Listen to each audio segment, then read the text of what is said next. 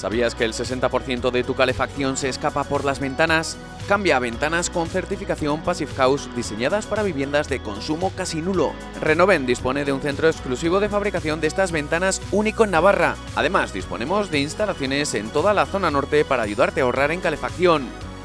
Renoven, ventanas para toda la vida.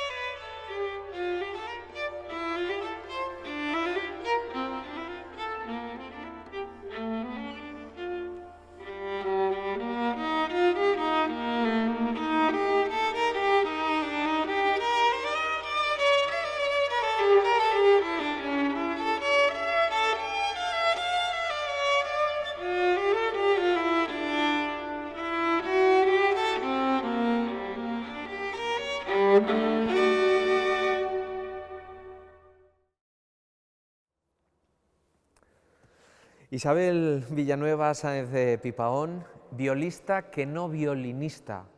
Bienvenida. Eso es. Muchas gracias, un placer. Porque la viola no es precisamente uno de los instrumentos más comunes y en toda tu trayectoria entiendo que de alguna manera lo que has tratado es de que se sepa lo que es y todo lo que lleva detrás. Eso es, mi gran ilusión y pasión es mi instrumento y el darlo a conocer, el acercarlo, el que la gente, el público de a pie se interese por el instrumento y decida ir a un concierto, le guste y sea un instrumento igual de conocido, sería mi ilusión, ¿no? Que fuese como el violín o como el piano, como la flauta. ¿Cuál es la diferencia entre el violín y la viola? Pues a nivel visual la diferencia es un poco el tamaño, la viola es un poco más larga, es un poco más ancha, es un poco más gruesa y a nivel sonoro, pues claro, eso se repercute en que tiene un timbre un poquito más grave, tiene una tesitura muy parecida a la voz humana, de hecho está comprobado que científicamente la viola tiene un rango desde los graves hasta los agudos muy parecido a nuestra voz, entonces es un instrumento también muy humano. Yo siempre digo que es un instrumento imperfecto porque, como decía, las medidas de construcción no son perfectas en proporción, como sí que lo son en violín o en el violonchelo, y eso hace que a nivel técnico, pues, a la hora de tocar la viola tengas que profundizar mucho más en aspectos técnicos y físicos de cada persona, y cada persona es un mundo y cada instrumento también tiene unas dimensiones diferentes, no hay una medida estándar de viola. O sea que el sonido de la viola se asemeja a la voz humana por la diversidad que tiene también en graves y en agudos, y no todo el mundo se cuida la voz. Quienes nos dedicamos a esto tratamos de cuidar de alguna manera la voz, pero ¿qué cuidados tiene una viola? Hombre, la voz es el sonido, ¿no? Y el sonido en este caso la viola, es lo más importante, es lo que diferencia, de hecho, un intérprete de otro. O sea, que tú puedas reconocer a alguien o a un instrumento por la voz, por el sonido, pues cuando escuchas una llamada por teléfono reconoces a esa persona, ¿no? Cuando escuchas a un artista cantar, tocar un instrumento, la magia es que cuando tú identificas a ese artista es cuando realmente tiene una identidad, una personalidad propia. Y eso es yo creo que es la característica más importante de un solista y es el elemento más precioso y más preciado que tenemos que cuidar. Luego aspectos pues, de limpiar el instrumento, del día a día, pues por supuesto que también. Tema de viajar, ahora menos, pero las mismas calefacciones o aires acondicionados hacen sufrir mucho al instrumento porque al final está hecho de madera y la madera pues tiene sus poros, sus vetas y la humedad o la sequedad le afecta mucho. O sea, que tiene incluso algún tratamiento que Bueno, de vez en cuando necesitas- hay que darle mimos. Hay que poner un humidificador para que esté a una temperatura y una humedad lo más ideal posible, pero bueno, al final cualquier instrumento, sea de madera o sea de cualquier otro material, los intérpretes lo cuidamos como si fuera nuestro hijo. Te lo iba a preguntar, pero es que lo traes en la camiseta, que es el Viola Power.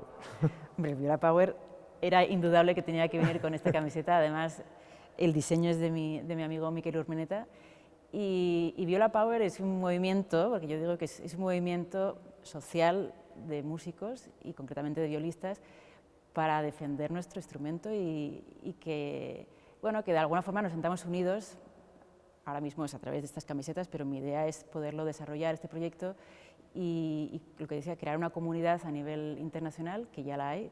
De hecho, estuve en Latinoamérica hace ya 2 años, antes de la pandemia, y muchísimos violistas, incluso otros músicos, pues conocían Viola Power, tenían las camisetas, y bueno, pues al final es un pequeño detalle que conecta con la gente y que luego sirve para... Pues es algo muy visual, pero sirve para poderlo poner de alguna forma en visibilidad, ¿no? ¿No sabías lo que iba a venir después desde aquella primera vez que tuviste una viola en tus manos? ¿La recuerdas? La recuerdo además con mucho cariño porque fue en Pamplona, claro. Yo comencé a estudiar en el Conservatorio Pablo Sarasate y antes de yo dedicarme a la viola yo tocaba la guitarra, mi ilusión era ser guitarrista y al hacer la prueba de entrada al conservatorio y aún habiendo quedado con la máxima calificación, ese año justamente no había plazas de guitarra. Y al hacer una ronda de instrumentos para conocer otros y bueno, elegir un instrumento así de rápido para un año y luego cambiarme otra vez, pues fue cuando apareció sin querer y sin saberlo el instrumento de mi vida. Y recuerdo el primer momento en el que el profesor sacó el instrumento. Yo no sabía que era una viola, pensaba que era un violín grande, pero tampoco tenía ninguna imagen sonora de la viola. Y cuando cogió el instrumento y tocó además las cuerdas graves, pues ese momento es inolvidable y ahí fue cuando decidí que esa voz la quería yo sentir y poder convivir con ella.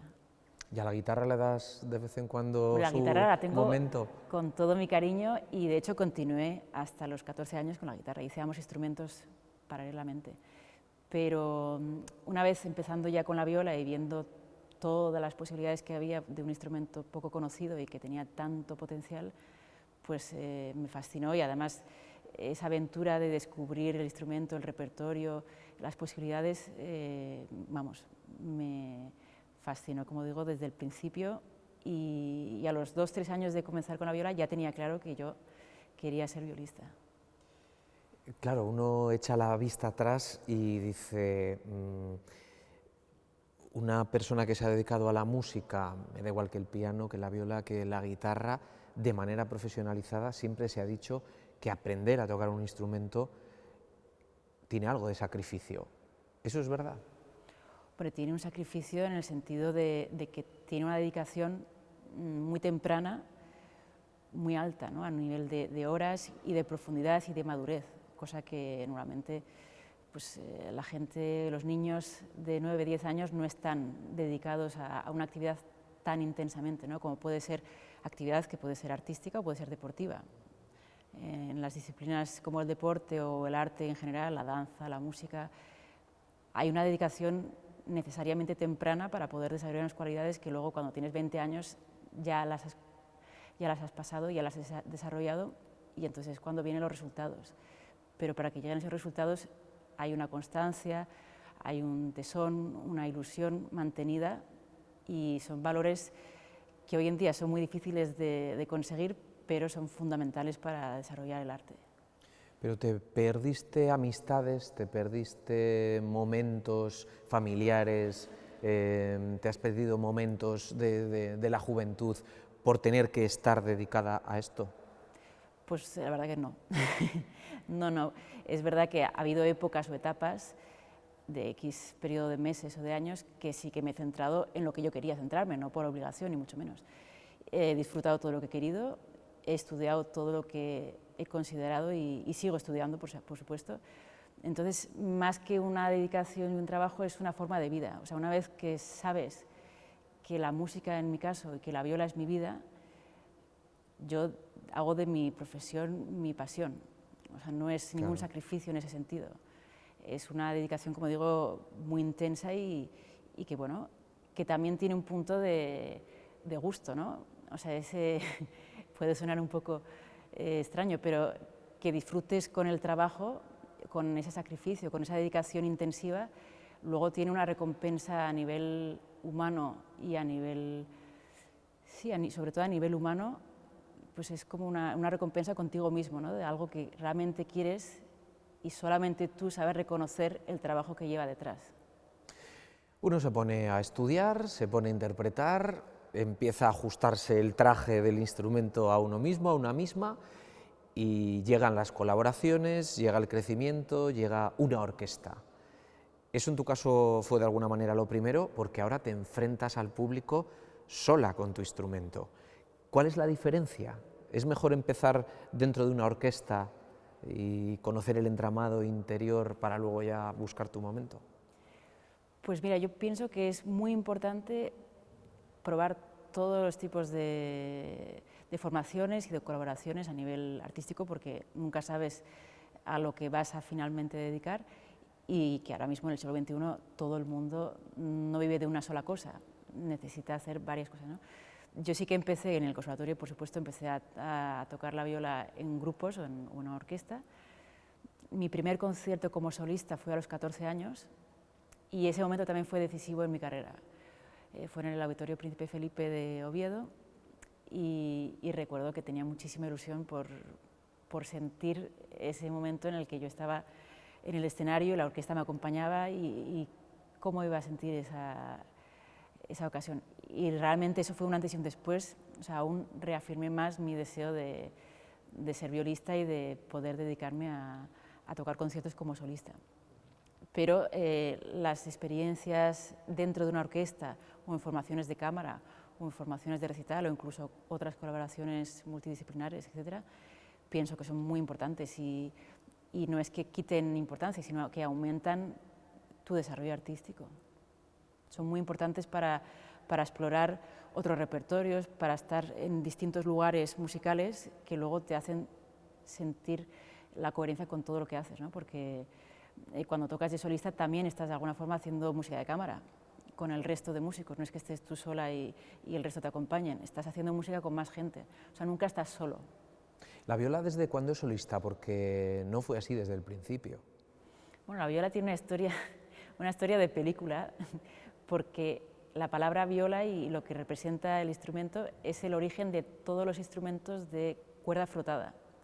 Antes de que existiera la palabra violín o violonchelo, eran violas todo. Viola soprano, viola tenor, viola da gamba, viola d'amore, viola da spalla, mucho tipo de violas con la palabra viola.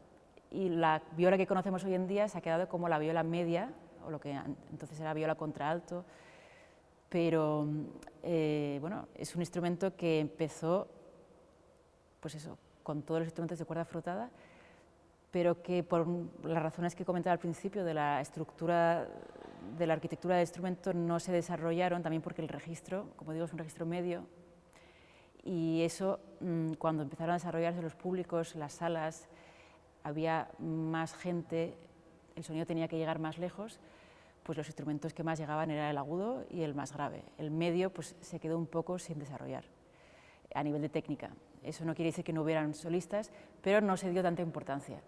Hasta el siglo XX. El siglo XX para nosotros es fundamental, es cuando viene el renacimiento de la viola y los verdaderos solistas de viola comenzaron a aparecer en el siglo XX. Empezaron a encargarse obras para viola muy importantes y ya pues ahora mismo en el siglo XXI, transcurridos 100 años, estamos en un momento muy importante. Eso no quita para que compositores tan importantes como Mozart, Dvořák, Bach o Beethoven tocasen la viola. O sea que era un instrumento muy querido, pero no había desarrollado sus cualidades como solista. Sí que tenemos conciertos y mucho repertorio de conciertos y de sonatas para viola y orquesta o para viola y piano, y por supuesto música de cámara maravillosa, pero hasta el siglo XX no se reconoció el valor de la viola como solista. Bueno, para ser una de las mejores, algún secreto tendrás. No sé si el secreto es ensayar todos los días, por ejemplo, o eso es una locura. No, eso es mi día a día. O sea, todos los días yo estudio la viola como he hecho toda la vida. Es verdad que cuando ya vas cumpliendo años y vas pasando por distintas etapas de tu vida, el estudiar se convierte en algo a lo que puedes dedicar menos tiempo, por razones que ahora hay muchas cosas que hacer en la vida, y aparte de las artísticas, ¿no?, que son muy importantes. Pero cuando uno va cumpliendo años también se va dando cuenta de que la madurez se alcanza viviendo distintas experiencias, luego integrándolas en tu toque, en la forma de interpretar, y al final es una mezcla entre vivir y estudiar, ¿no? O sea, la soledad permanente a la que los músicos nos enfrentamos, porque es nuestro día a día y de hecho pasamos mucho más tiempo solos que acompañados, y luego por otra parte el extremo contrario, el estar viviendo y disfrutando de la vida, de la gente, de las culturas, de todo cuanto te pueda además inspirar para luego plasmarlo en tu instrumento y en tus interpretaciones. También depende del instrumento. Antes nos hablabas de los cuidados, nos hablabas un poco de esa física que vemos desde fuera en cada instrumento, pero tú tienes un instrumento concreto, de un fabricante concreto, con unas cuerdas concretas. Eso, bueno, como todo, ¿no?, en la vida, tener una buena herramienta te va a abrir la puerta, pero luego depende de lo que haga uno y de cómo utilice esa herramienta. Claro. Bueno, yo tengo un instrumento antiguo al que tengo que cuidar mucho, del siglo XVII, y como decías, el instrumento solo no toca, ¿no? Hay una anécdota curiosa de un chelista muy conocido que le dijeron: «¡Qué bien suena tu chelo!» Y dice: «Yo no oigo nada». Es decir, que el instrumento sin el buen intérprete no sirve para nada. Puedes tener el mejor instrumento del mundo, que si tú no eres un magnífico intérprete, dominador de la técnica y además con un sello personal, cualquier instrumento sirve mientras que tú tengas el concepto de lo que quieres transmitir. Hasta con un instrumento pues muy básico, si tú realmente sabes cómo quieres sonarlo y qué quieres transmitir, el instrumento te va a responder. O sea, la clave está en ser tú o en plasmar toda tu personalidad y toda la personalidad de la obra que interpretas, y cuanta más intensidad tenga esa energía, más va a llegar y transmitir. Has recibido premios y reconocimientos por todo el mundo, podemos enumerar un sinfín de ciudades en casi todos los continentes, pero ¿cuál es el premio que más ilusión te hace? Que no sé si ha llegado o que está por llegar. Bueno, los premios son momentos importantes en la carrera de cualquier artista, de cualquier persona, porque son un reconocimiento a tu trabajo, a tu dedicación y a tu pasión. Pero yo creo que mis premios son los conciertos. O sea, es el momento en el que el público, terminando un concierto, viene al camerino y te dice: «Ha sido el concierto que me ha descubierto la viola, me encanta la viola. Me has hecho pensar en tal, he llorado».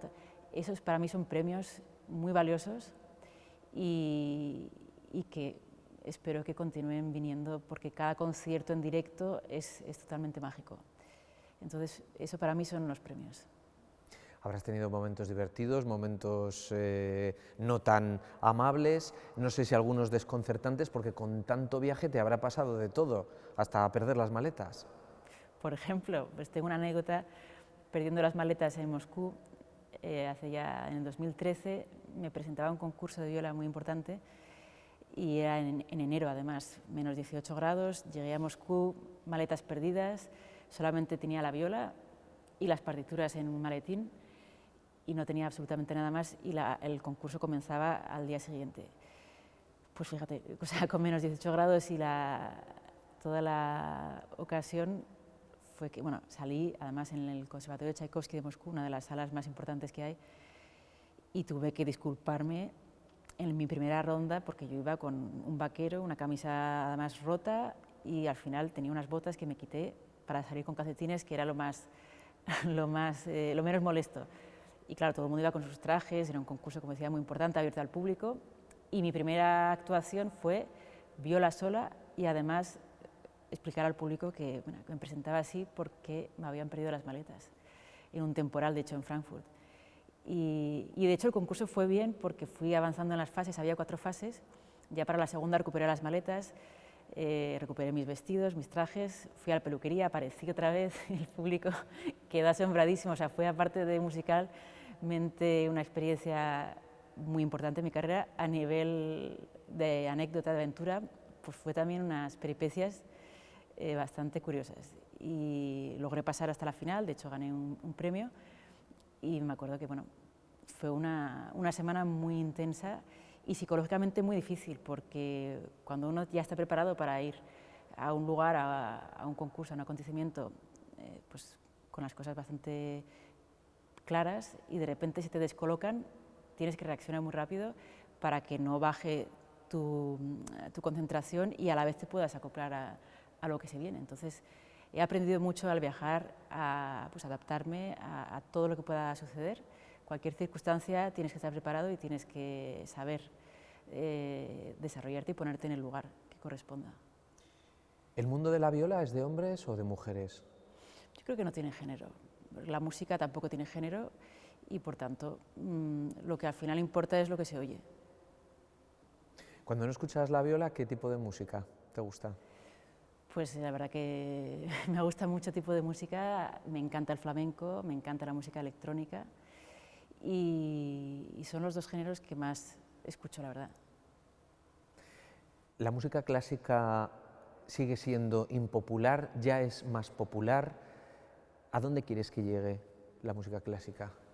Pues la música clásica continúa en su proceso de destape para el gran público, porque sí que es verdad que bueno, llevamos una época intentando los músicos clásicos abrirla al público general, pero aún no es suficiente. De todas formas, esta pandemia, dentro de las muchísimas cosas negativas que ha traído, también ha traído una cosa positiva, que es que nos ha hecho reinventarnos a la fuerza. Todo el tema online, el tema de conciertos digitales, el tema de contacto con el público a través de las redes sociales, de hacer proyectos distintos para enseñarlos a la gente, eso ha sido gracias a toda esta época.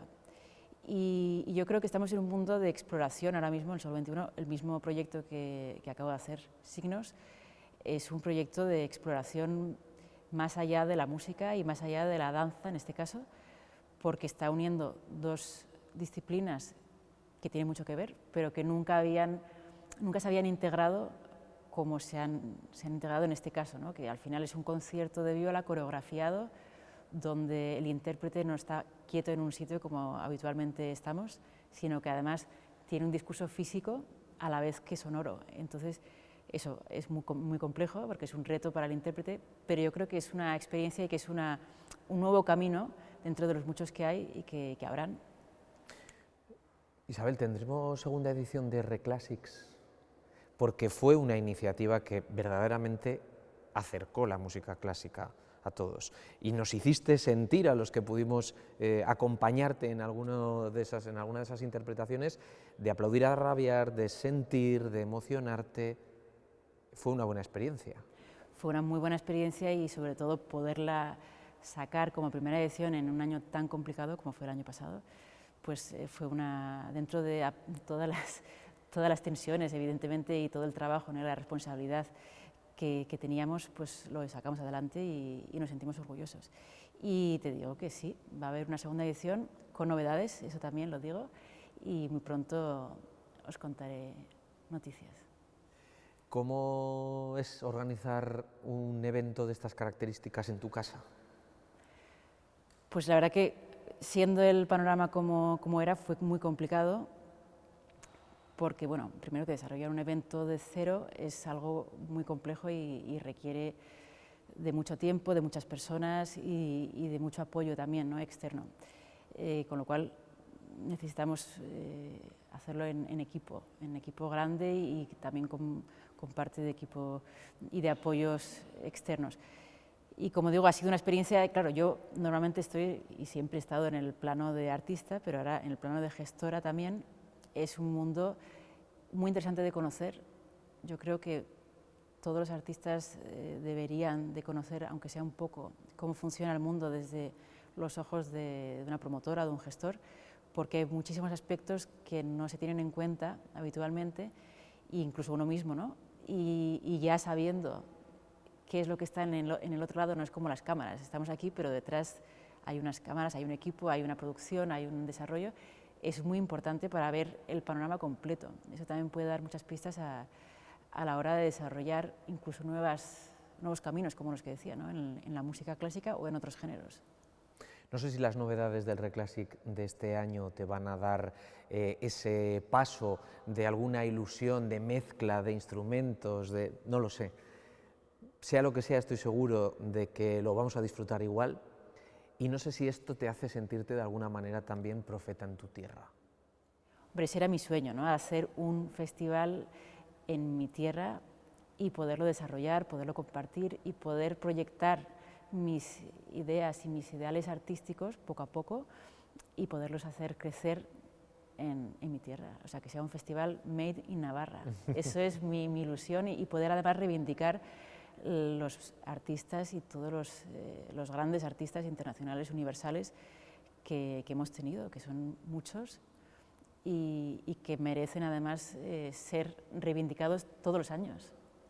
Qué bien, pues muchísima suerte, que vaya todo muy bien, porque de eso se trata, al final vivir con ilusión y con metas, por muy pequeñas o grandes que sean, es lo más importante. Isabel Villanueva, muchísimas gracias, ha sido un placer. Muchísimas gracias a vosotros y un placer, como siempre, estar aquí en Navarra TV. Gracias.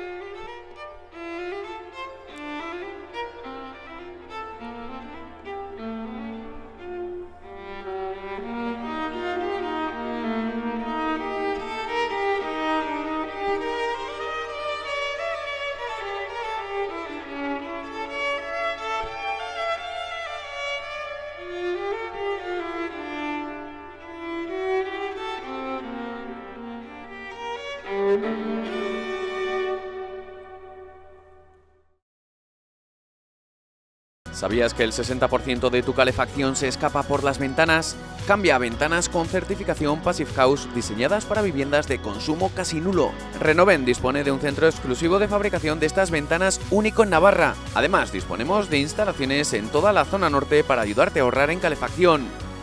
Renoven, ventanas para toda la vida.